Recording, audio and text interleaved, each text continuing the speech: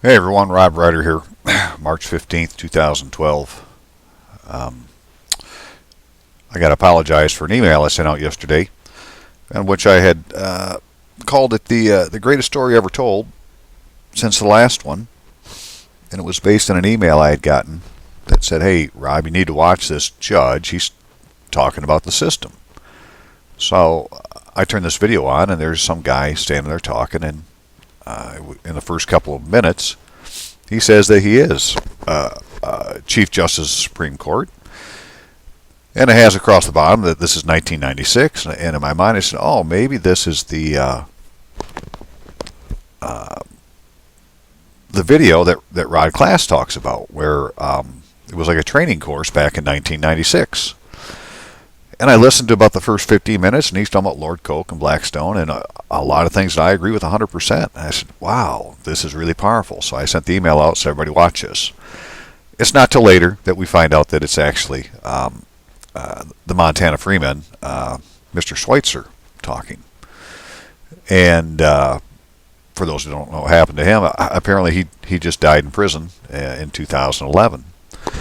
And, you know, may he rest in peace. But as I listened to the rest of the video, what I came away with is they started to write their own writs and execute their own processes outside of the system that's already set up, leaning judges and so forth. And for the record, I'm against all that stuff, right? I have myself written a writ when I thought that was the right thing to do. I don't think that we're supposed to write the writs. The system is set up to write the writs that need to be written. We just been taking our complaints into the wrong venue, and he's right about that. But their system is already there for you to use. We just keep going into the wrong court. And so where he was writing writs, I'm trying to write pleas of the crown, because Lord Coke spent a whole book 3 of his Institutus Laws is nothing on pleas of the crown. It's a complaint upon which the king is a plaintiff. And so if that's what it's supposed to be, then how do we use it? And, so I've been asking that question myself is, well, if you're doing a complaint, who would you take it to? And what seems to come back is the answer is, well, you would take it to the police. And who's the police? Well, in the county, the police is the sheriff. Well, in this particular chapter, Book 1, Chapter 9, Subordinate Magistrates, we'll talk about the sheriff and some other officers and see that they may not be the guys that we think they are either. So, again, I'm not trying to change their system. I'm not blaming the judge. I'm not blaming the prosecutor. They didn't bring the charge. The plaintiff brought the charge. And the plaintiff is the one that committed fraud to do so. But we never argue the law. We go in and argue the facts, and we go into a civil court, not into a court of record. And those courts only have jurisdiction for cases over less than 40 shillings. It's not that they couldn't have it over larger. It's that the plaintiff didn't get an original writ under the Great Seal from the Court of Chancery. He instead went to the Court of Common Law and got a writ of some kind, such as a trespass, for no determinable value. It doesn't have a value to it.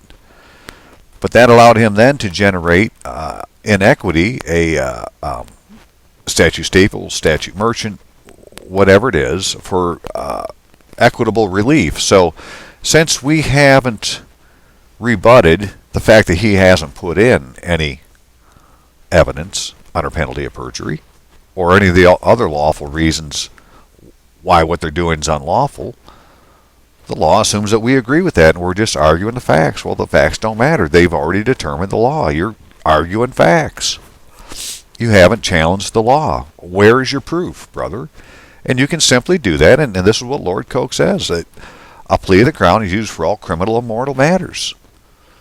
So if you have a complaint about a case that's going on, you can't complain in the same venue. You have to complain to the King's Bench or on a pleas of the crown that will get to the King's Bench.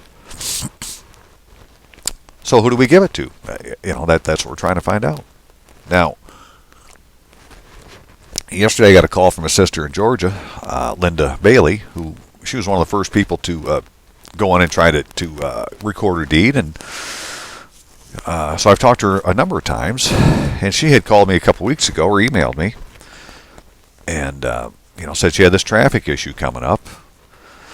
And at that particular time, I didn't even know enough about the pleas of the crown to really say, well, this is what it says, maybe this is what we should do. So a few days ago, she came up with what she was going to write as a plea of the crown after we talked again, and she submitted it into her court case on Friday. And then she had it yesterday, I guess it was. Now, when she submitted it, the reason she did this, she was going 10 miles over the speed limit, or 10, 15 miles over the speed limit. I don't remember exactly what. But when she had talked to the assistant district attorney about this, he was talking about 6 months probation. Right? And that's what really frosted her cake. What the hell is this about probation? So... So she submits this plea of the crown, and when she got into court, what she told me is the judge said to her, well, why are you in my court? That's what the judge, magistrate, whatever his position is in a traffic court, said to her. Why are you in my court? And Linda didn't go into a lot about what she said to him, other than he got to the point, well, can you pay the $125 fine? And she said yes. And so she did. So she agreed to pay the fine. The guy asked, can you pay the fine? And she could have just easily said, well, define pay. Right? Is it in pesos or dollars? She could have said a lot of things. She said yes, paid the fine, and she was done. But she didn't get any of these other things they were talking about going after from the DA. Right? So she wasn't charging anybody. She was just saying they didn't have any evidence. And the judge asked her, what are you doing in my court? Now, my answer to that, I'm here as a witness to make sure that justice prevails. How does that sound? How do you pay? I pay in define pay, Your Honor. And then say, well, no, I can't. Unless you're going to release my inheritance to me, I'm going to have the trustee pay it. Who wants to be the trustee today? Or, Your Honor, it's an unlawful charge. I'm not part of their E-Classic society. I want nothing to do with them. I have freedom of religion. Well, take dumb off. I'm free of religion. I am no part of any religion. The religion I have, there is one, is to the divinity, period. To the divine. I don't need a religion to talk to God. I just talk to Him every day. I talk to Him right now. So I am free of the religion, this ecclesiastic corporation known as the United States of America, which is part of the Ecclesiastic Society, which was the United States for America. They're just writing rules, man. Anybody who writes rules in a book and wants you to follow them is writing ecclesiastic law. They're writing your law for you. The Creator only gave you 10, and they were in stone.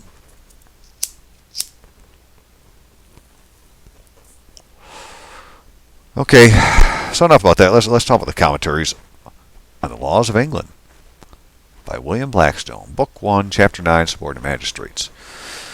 In a former chapter of these commentaries, we distinguish magistrates into two kinds: supreme, or those whom the sovereign power of the state resides, and subordinate, or those who act in inferior or secondary sphere.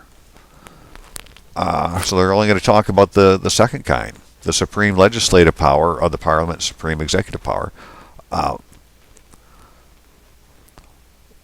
So we've already talked about what the power of the Parliament is. That must be the supreme magistrates. And the power of the king, well, of course, he is supreme. That's you. You have the supreme executive power. You are the executor. Living, you execute deeds.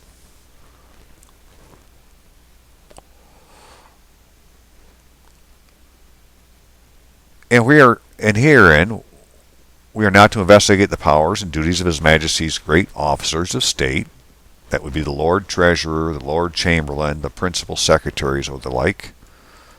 Funny word thing about secretaries, it used to be called the clerk of the secrets. That's what a secretary was. The clerk of the secrets. All right, so we're not going to talk about them anyways, because they don't really have any magistrate in law, judicial magistrate power, magistracy conferred upon them. Except the secretaries of state are allowed the power of commitment in order to bring offenders to trial. So these people called the secretaries of state are allowed the power of commitment. I have to look up the power of commitment a little bit better, but it's a bill to a committee or legislature, and it's also law, a written order of a court directing that a person be in prison. You know, that's being done by a secretary.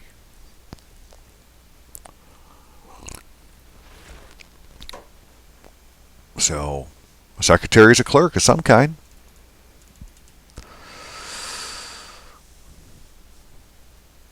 Neither shall I here treat of the office and authority of the Lord Chancellor or the other judges of the Superior Courts of Justice, because they will find a more proper place in the third part of these commentaries. Nor shall I enter into any minute disquisitions with regard to rights and dignities of mayors, aldermen, and other magistrates of particular corporations. Mayor is a corporation, alderman is a corporation, because they are mere private and strictly municipal rights, dependent entirely upon the domestic constitution of their respective franchises. So they have franchises with bylaws, and if you believe you fall under them, well then, you know, they're your magistrates. They're the magistrates for those particular bylaws, and that's it. But the magistrates and officers whose rights and duties it will be proper in this chapter to consider are such are generally in use and have jurisdiction and authority dispersed throughout the kingdom, which are principally sheriffs, coroners, justices of the peace, constables, surveyors of highways, and overseers of the poor. In treating, I shall inquire first the antiquity, origin, next the manner in which they are appointed to be removed, and lastly their rights and duties. And first for the sheriff. So the sheriff is an officer of great antiquity in this kingdom, his name being derived from two Saxon words, shire and reeve, the bailiff or officer of the shire. He is called in Latin vice comus, or vice comes, maybe it's comus, as being the deputy of the earl or comes, to whom the custody of the shire is said to have been committed at the first division of the kingdom into counties. So when they first made counties, they gave the power to an earl, and the earl appointed a deputy. But the earl was the one who had the custody of the kingdom or of the county.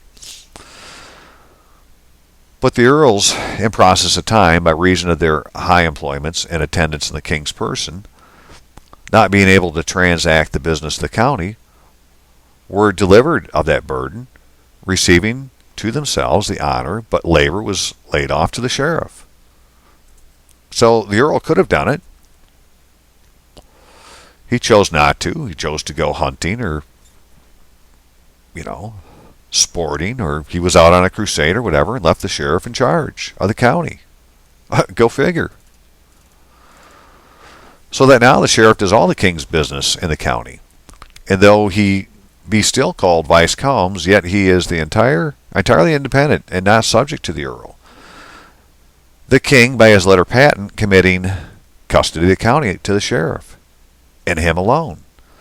So the king, by his letter patent. So if you're the king and you write a letter patent, I guess you can make a sheriff. Sheriffs were formerly chosen by the inhabitants of the several counties, in confirmation of which it was ordained by statute that the people should have election of officers in every shire where the chivalry is not of inheritance. And that's the jurisdiction of a sheriff. So if it's not by inheritance, then you can elect the sheriff. For anciently in some counties, particularly on the borders, the sheriffs were hereditary. And I apprehend that they are in Scotland and in the county of Westmoreland to this day. In the city of London has also the inheritance of the sheriff of Middlesex, vested in their body by charter. And it's this frickin' county of Middlesex, the sheriff, that this is the process they use in their system when they're not following due form of law. They skip a few steps, and they're using something to do with this Bill of Middlesex, it's called. Bill of Middlesex. The reasons of these popular elections is assigned to the same statute that the Commons might choose, such as would not be a burden to them. And herein appears plainly a strong trace of the democratic part of our Constitution, in which the form of government it is indispensable requisite that the people should choose their own magistrates. Well, excellent. The people, when you're a people, you should choose your own magistrates. You're going to choose them. This election was in all probability not absolutely vested in the Commons, but required royal approbation, official approval. So again, they weren't just elected, they had to be approved. For in the Gothic Constitution, the judges of the county courts, which offices is executed by our sheriff, so he is the judge of the county court, were elected by the people, but confirmed by the king. And the form of their election was thus managed. The people, the territorial inhabitants, chose 12 electors, and they nominated 3 persons, for whom the king confirmed one. Well, that's our electoral college system we have now. That we think of it as just being, at least myself, for certain things. But apparently, I didn't realize that we had people who were living, and that we were dead. The voter isn't alive; he's not an elector. An elector is somebody else. Well, we have electors. And again, in my opinion, these are people with copyhold estates of years or inheritance, been given the status or character of alive, and since they're alive, they're landowners. And you need to be a landowner, you need to be a landlord to be an elector. They've gotten rid of the encumbrance that's over their landed estate and their earthen vessel by taking a lesser estate than a sovereign's estate. But for them to have done this, all that documentation would be in the county someplace. So if we could follow the path of everything that a county commissioner did for the county and go look at his name and look at all the things that are tied to his name, you might see the piece of paper that he submitted that got him out of the system. It would be filed. I don't think it would be recorded, but it would be filed. It may be recorded. So pick a county commissioner, know his name, and go find out everything you can about him in the county building. And you may find the piece of paper that he had to put in to allow himself to be taken out of the system. Although, for that, he took a lesser estate. And that's the part we want to stay away from. Did I read that last part? Yeah. Okay. But with us in England, these popular elections, growing tumultuous, were put at an end by the statute. So, guess what? Under the laws of England,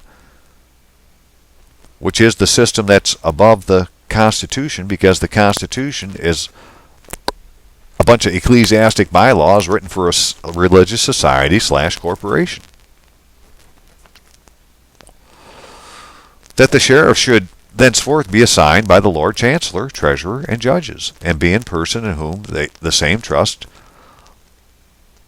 might with confidence be reposed. Trust and confidence. So the sheriff is assigned. He is assigned. He's not elected. He's assigned by the Lord Chancellor, Treasurer, and the judges. And how do they do that? Well, the Chancellor, Treasurer, Chief Justices, and Chief Baron are to make this election. So the Chancellor is over the Court of Chancery, the Court of Exchequer, the Court of Common Pleas. The Treasurer is an officer in the Exchequer, but he's not the Exchequer. I don't believe. He's the tax collector. And I'm not going to say he's a tax collector. I need to go look, right? But I just know that he isn't over the Exchequer. He's in the Exchequer, and he has his own court as part of the Exchequer. You have the Chief Justices. Well, those Chief Justices are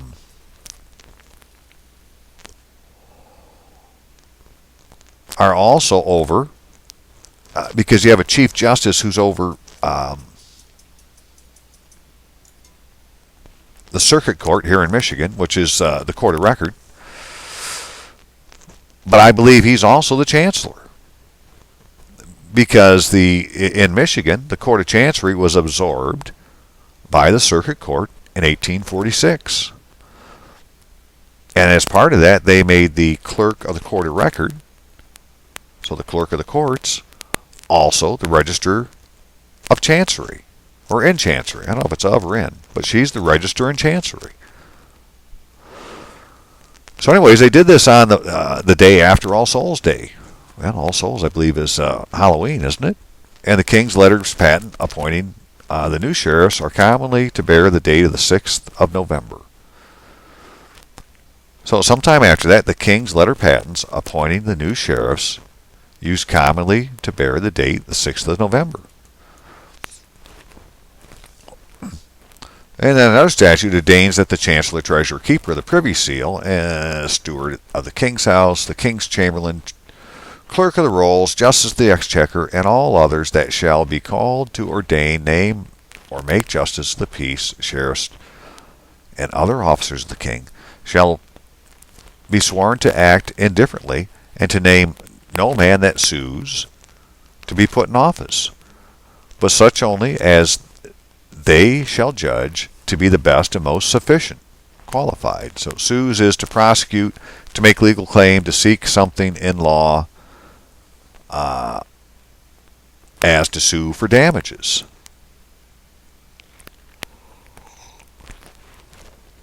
I'm going to say that that sues, so no man that prosecutes. So they're not going to put a prosecutor in this office. Although a prosecutor has the credentials to be in the office, they're going to say if you're a prosecutor, you can't take the office. I don't know that you can't quit being a prosecutor and take the office. But you have your estate because you are a prosecutor, so I don't think they would give that up. So it can't be a prosecutor. It can't be somebody that sues, so it can't be a lawyer. You know, it can't be an attorney, a practicing attorney. That doesn't leave very many people it can be. Maybe it's a judge or justices. And the custom now is, and has been for at least since the time of Fortescue, which I think would be like the 14th century, because he was a Chief Justice and a Chancellor. Right? So there he is, Chief Justice, Chancellor. One guy, Fortescue. That's the same as the Chief Justice and Chancellor over the Court of Common Pleas, the Court of Chancery, and the Exchequer. So they all get together and meet in the Exchequer Chamber on the morrow of All Souls Day, which is now altered to the morrow of St. Martin's, November 12th, by the act for abbreviating some term. And then and there nominate 3 persons to the king, who afterwards appoints one of them to be sheriff. So it looks like over time they've changed the way they've done this, but you know, you got a certain group of people that get together and they appoint the sheriff. They're supposed to do it every year. This custom of the 12 judges nominating 3 persons seems borrowed from the Gothic Constitution, with this with this difference that among the Goths, the 12 something were elected by the people themselves. And this usage of ours, at its first introduction, I am apt to believe, was founded upon the same statute, though not now to be found among our printed laws. Why isn't it a printed law? So now we got 12 justices or 12 judges, and this is where one of the things I'm going to say Schweitzer was bang on, that it is the county commissioners and they make up the judges of this 12-man quorum. First, it is materially different. So it used to be the people would put up three people, and then a small group would pick one of the three. Well, now these 12 judges nominate 3 persons.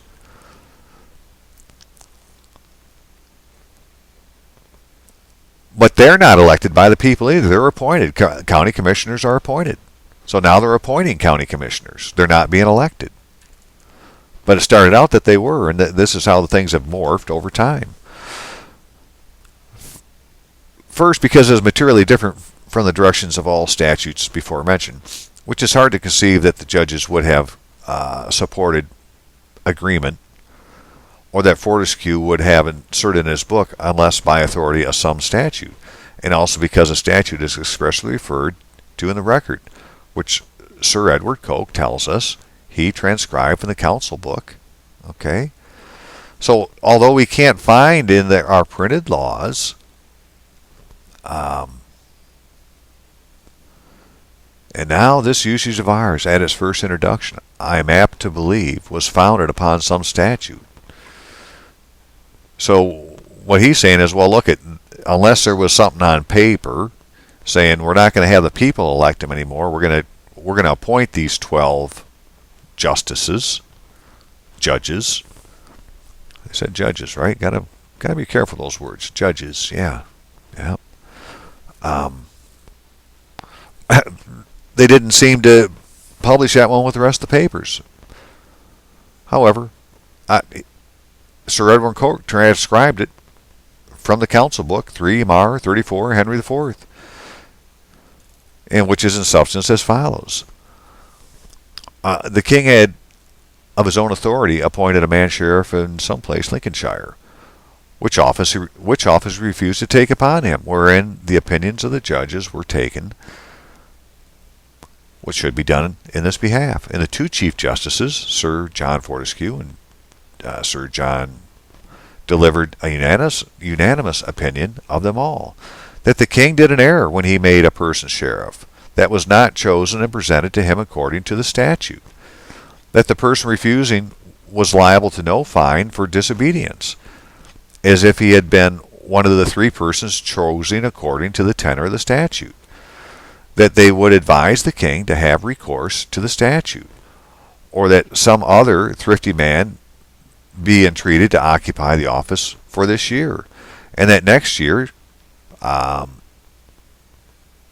the order of the statute in this behalf was observed.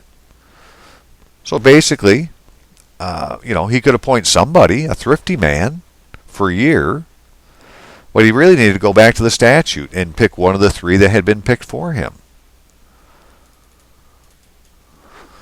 But notwithstanding this unanimous resolution of all the judges of England, thus entered in the council book, which expressly recognizes this to be the law of the land, some of our writers have affirmed that the king, by his prerogative, may name when he pleases to be sheriff, or whom he pleases to be sheriff, whether chosen by judges or no. So the king can pick the sheriff.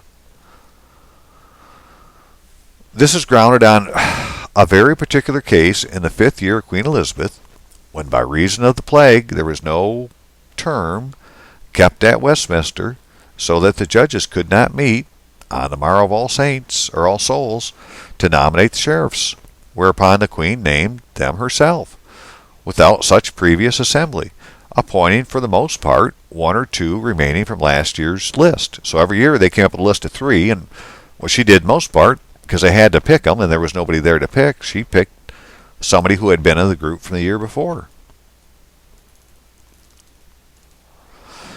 In this case, thus circumstanced, is the only precedent in our books for making these extraordinary sheriffs. Extraordinary sheriffs. Extraordinary sheriff. I wonder if I can appoint a general vicar to be my sheriff. I may send him a plea of the crown. It is true, the reporter adds, that it was held that the Queen, by her prerogative, might make sheriff without the election of the judges, notwithstanding any statute to the contrary. But the doctrine of something or other, non-obstans, I wish I could read Latin, which sets the prerogative above the laws, was effectually demolished by the Bill of Rights at the Revolution and abdicated Westminster Hall when King James abdicated the kingdom. So the sheriff cannot now be legally appointed otherwise than according to the known and established law. However, it must be acknowledged that the practice of occasionally naming what is called pocket sheriffs by the sole authority of the Crown has been uniformly continued to this day. So it's saying that you can nominate a pocket sheriff. If you're in court, nominate the judge as the pocket sheriff. Tell him to investigate the crime.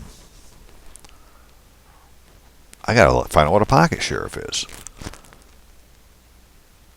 Okay, so a sheriff appointed by sole authority of the Crown without nomination by the judges in the exchequer. A sheriff appointed by the sole authority of the Crown. I appoint you sheriff. Send him a letter patent under your seal. Appoint him the sheriff. Let's see how that works. Sheriffs, by virtue of several statutes, are to continue in their office no longer than 1 year. Semicolon. And yet it has been said that a sheriff may be appointed or during the king's pleasure, and so it is the form of a royal writ. Oh, and so is the form of the royal writ. Okay? So he's the king at his pleasure, or he's the sheriff at the king's pleasure. Serves at the pleasure of the king. Therefore, till a new sheriff be named, his office cannot be determined, unless by his own death or demise of the king, in which last case it is usual for the successor to send a new writ to the old sheriff.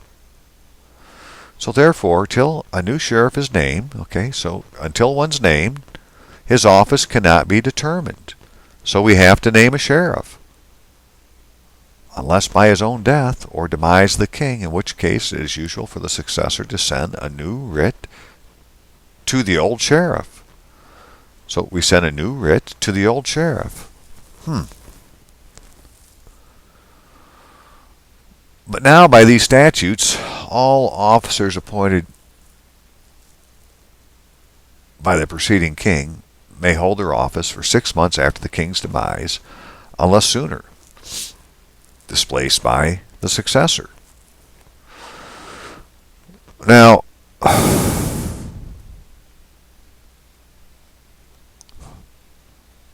okay, so it's still going to take a writ, it looks like. But again, I don't think that I'm not going to try to do it as a writ.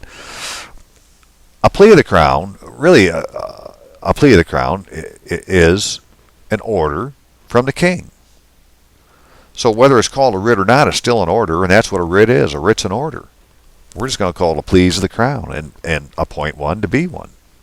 Well, I am. I'm not telling anybody else to do this stuff. I'm doing it. Please, if you don't feel comfortable with this stuff, don't do it.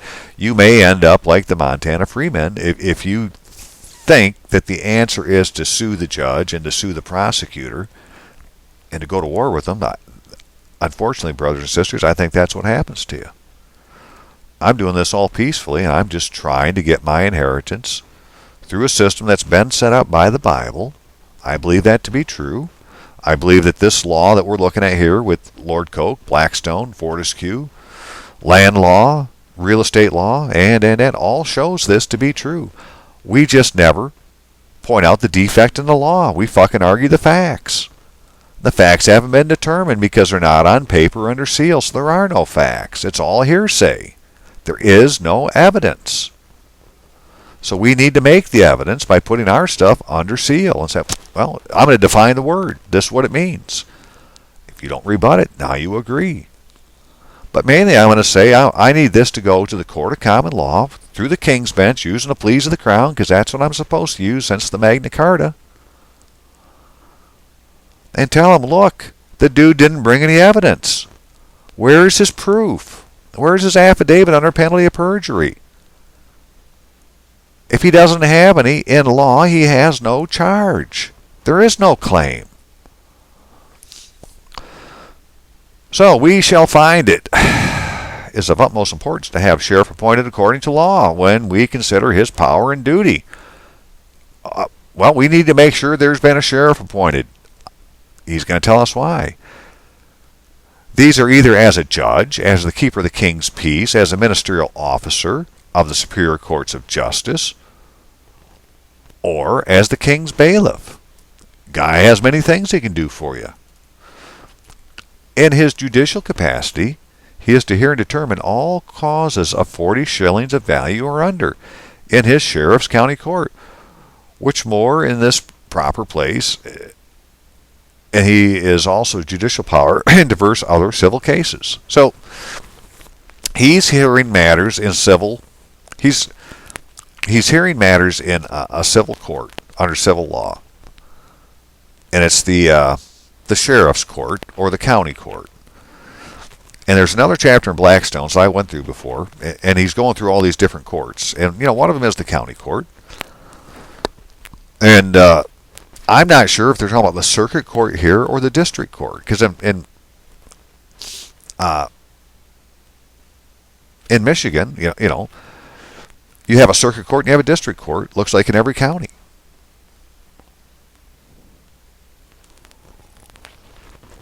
But it's one of those two guys, in my opinion. He is likewise to decide the elections of knights of the shire, subject to the House of Commons or coroners, to judge the qualification of voters, and to return such as he shall determine to be duly elected. Okay, so he has something to do with elections. Which one of them frickin' judges has something to do with elections?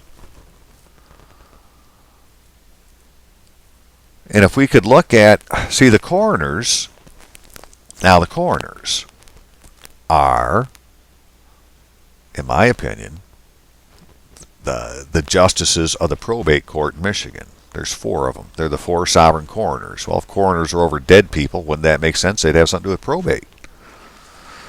Well, somehow they get selected, picked, or whatever. They get elected. But all this has to be on record somewhere. So if we were to see who appointed one of those judges to that position, we would know who's playing sheriff or who can play sheriff. Because I don't think that, because there's no kings to appoint a sheriff, it's just the same guy in the system they set up, or the same office, year after year after year after year after year. But we would be able to tell by looking at who signed some of these paperwork for, to judge the qualification of voters. Huh. Well, who would do that? So as the keeper of the king's peace, both by common law and special commission, he is the first man in the county and superior in rank to any nobleman therein during his office. He may apprehend and commit to prison all persons who break the peace or attempt to break it, and may bind anyone in the recognizance to keep the king's peace.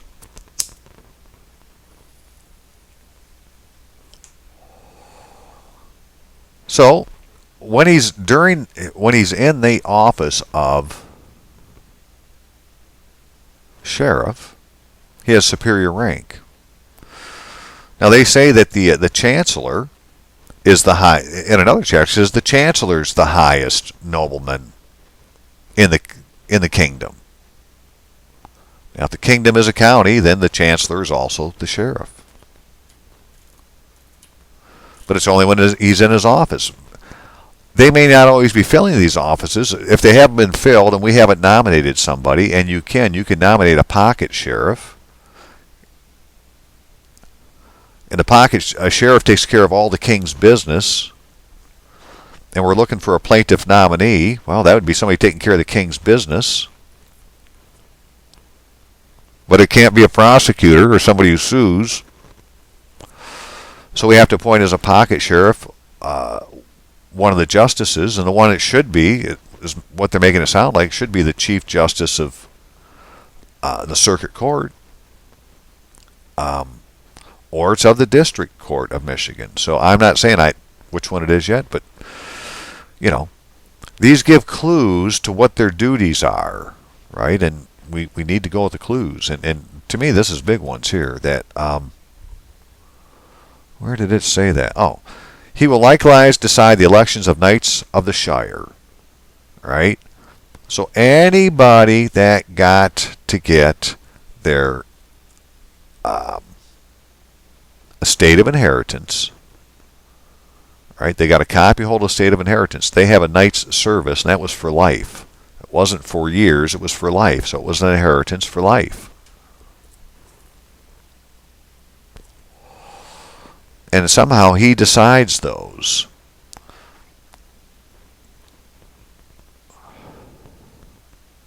So, in another chapter, something on sergeants at law and how they were picked, because that's what these guys are. The shires of Knights of the Shire are the sergeants at law, the masters at the bench, the Knights Templar,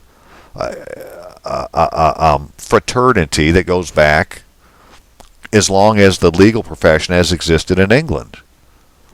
And according to Lord Fortescue in the 14th century, he says the laws of England are so ancient, they were ancient when there was nothing in Rome. They were already ancient. And the laws of England are merely common law, the unwritten law of reason, and custom. What's the custom for the manor? Well, what's your custom? You write your law. And you're not under, you are free of religion. You have freedom of religion. And you don't have a separation of church and state. You are the church, you are the state.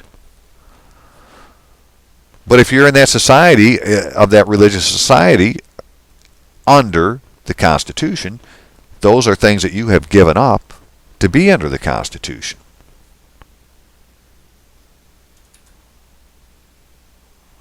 The keeper of the king's peace, a wonderful thing, because you be the king. He may, and is bound, officially, to pursue and take all traitors, murderers, felons, other misdoers, and commit them to the jail for safe custody.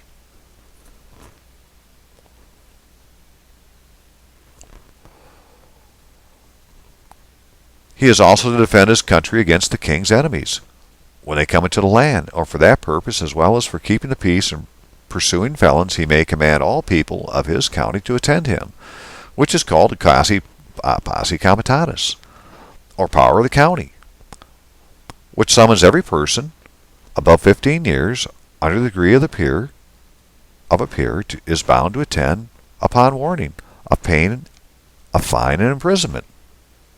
Well, that would be contempt. Fine and imprisoning is contempt.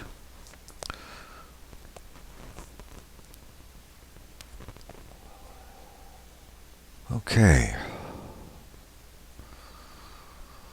Command all the people of his county. Okay, or the power of the county.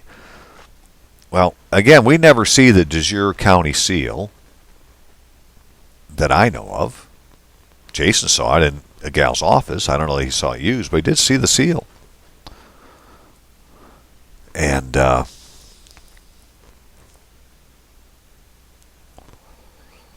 so maybe it's the keeper of the Great Seal.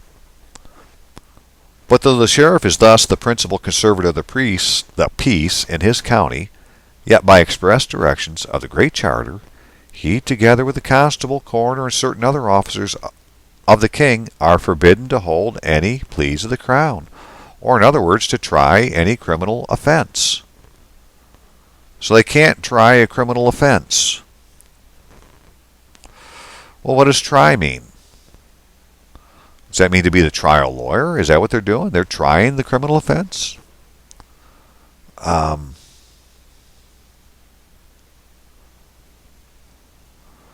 they are forbidden to hold any pleas of the crown. Well, that could also mean to have and to hold. They can't hold on to it. They have to move it through the system. Can't sit on somebody's desk.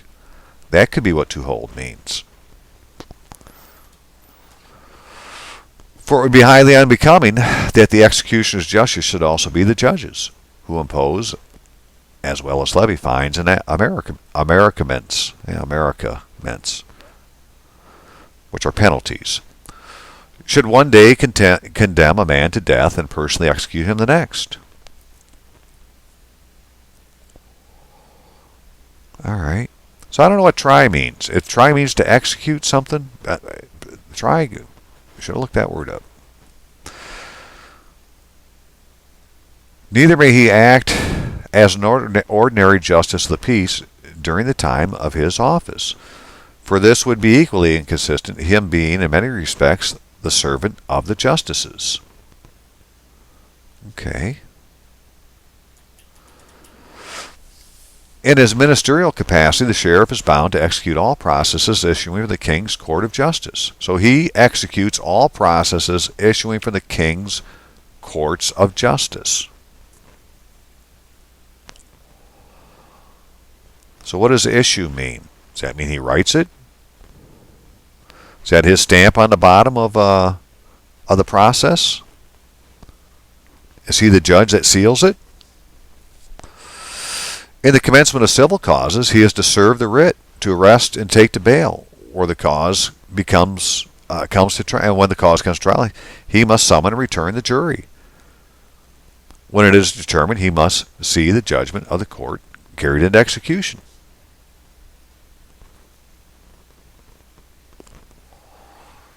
Okay, something else to think about. In criminal matters, he also arrests and imprisons. He returns the jury. He has the custody of the delinquent, and he executes the sentences of the courts, though it is extended to death itself.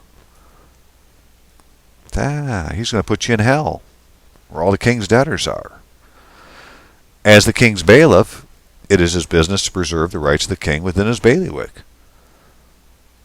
For so is county is frequently called in the writs, a word introduced by the princes of the Norman line in imitation of the French, whose territory is divided into bailiwicks, and that of England into counties. So a bailiwick and a county are the same thing. And therefore, he's a bailiff. And obviously there's different ones. The king has his own bailiff.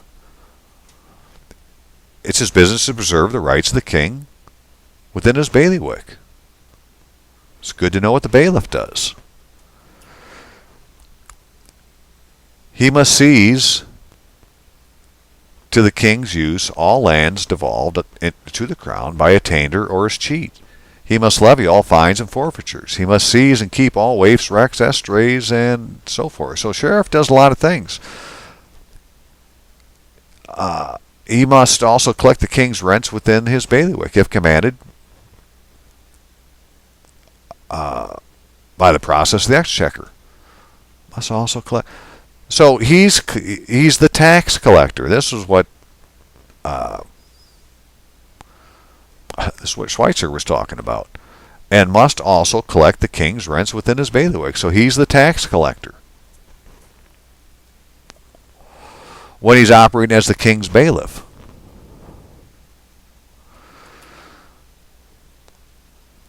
So to execute these various offices, the sheriff has under many inferior officers, or under sheriff, bailiff, jailers, who must either buy, sell, not farm their offices on forfeiture of £5,000, or 5,000 something, I guess, or pounds.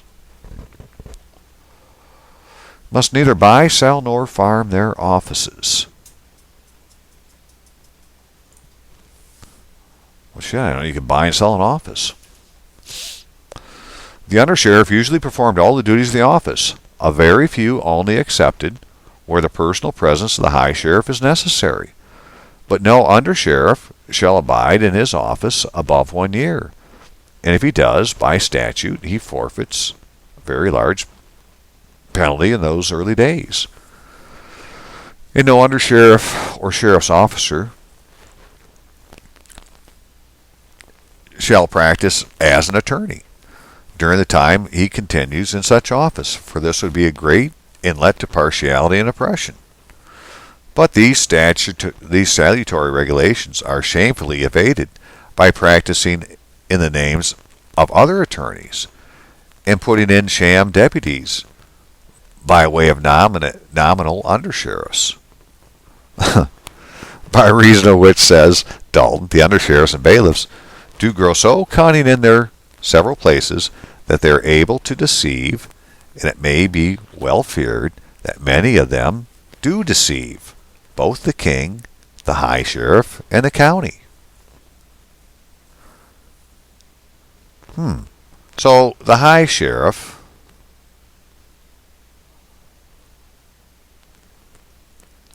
I guess is the one that, we got a high sheriff, we got undersheriffs, we got all these different sheriff officers. Well, there's one that's the high sheriff, and he's the one that could be a pocket sheriff that you can appoint. Bailiffs or sheriff's officers are either bailiffs or hundreds or special bailiffs. Bailiffs or hundreds are officers appointed over their respective district by the sheriffs to collect fines therein, to summon juries to attend the judges and justices of the assize and quarter session. Okay, and we know the quarter session now is actually the 4 times a year the county commissioners are supposed to get together for a quarter session.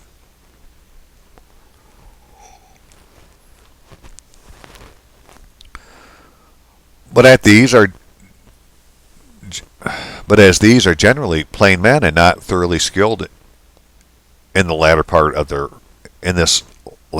office, that of serving writs and making arrests and executions, it is now usual to join special bailiffs with them, who are generally mean persons employed by the sheriffs on account only of their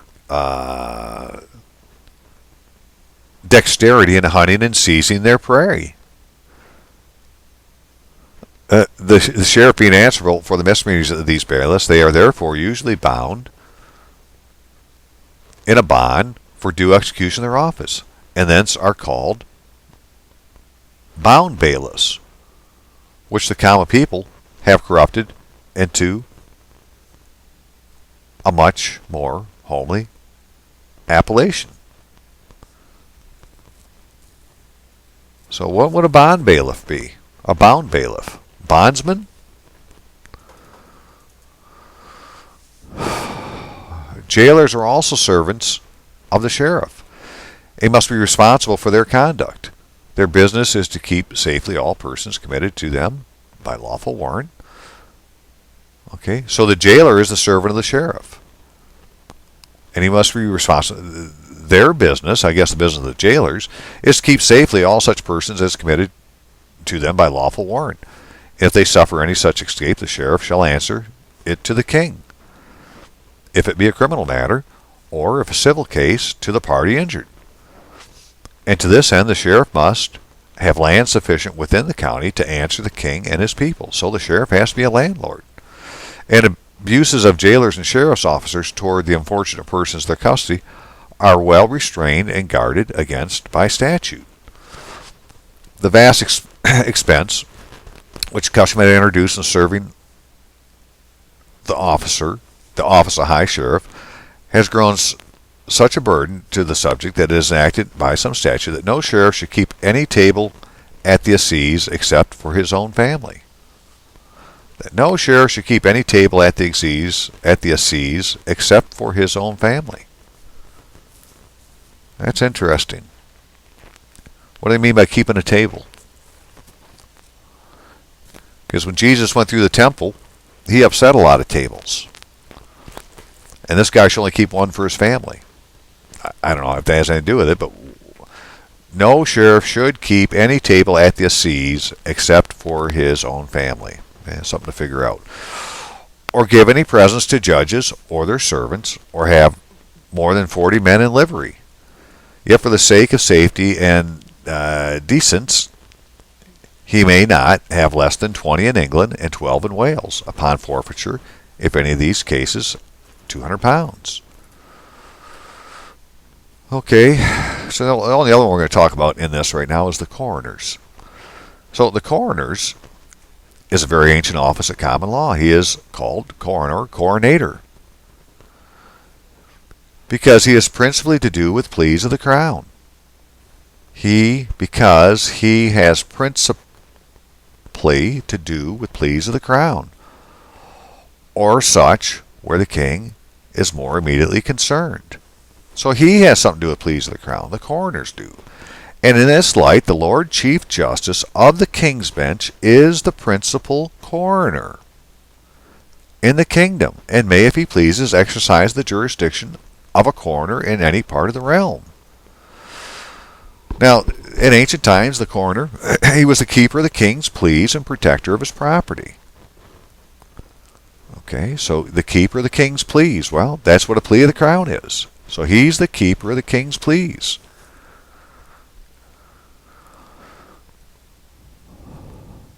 But there are also particular coroners for every county of England, usually 4, but sometimes 6, sometimes fewer. But there are other also particular coroners for every county of England, usually 4. So I'm thinking he's saying there's 4 other coroners in him. But whoever the Lord Chief Justice of the King's Bench is the principal coroner. And Schweitzer said that the King's Bench is actually, and it would make sense, because everything is reversed, right? Is actually the, what do you call it? Small claims court. That's interesting. That is interesting. The Lord Chief Justice of the King's Bench, and he said the King's Bench was the small claims court.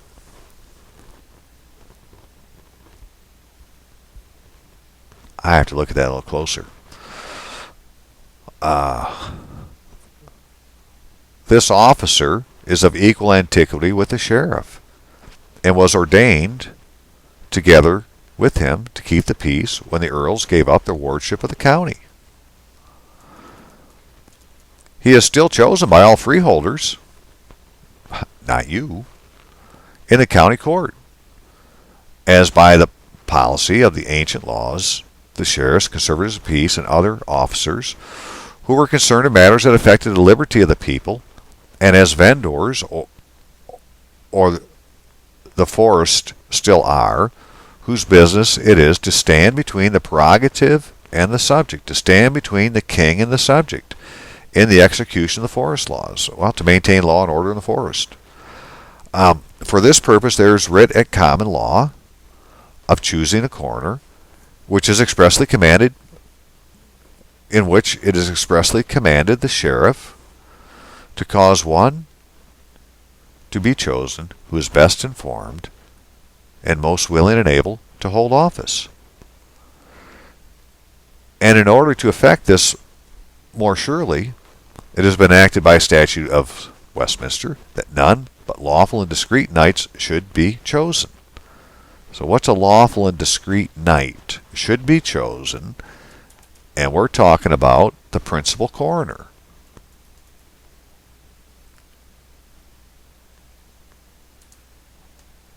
Because he says he is still chosen by all freeholders. Okay? So in this light, the Lord Chief Justice of the King's Bench is the principal coroner, and exercises the jurisdiction of coroner in any part of the realm. But there are also particular coroners for every county of England, usually 4, sometimes 6, sometimes fewer. The officer This office, sir, is of equal antiquity with the sheriff, and it was ordained to enact the law together with him to keep the peace when the Earl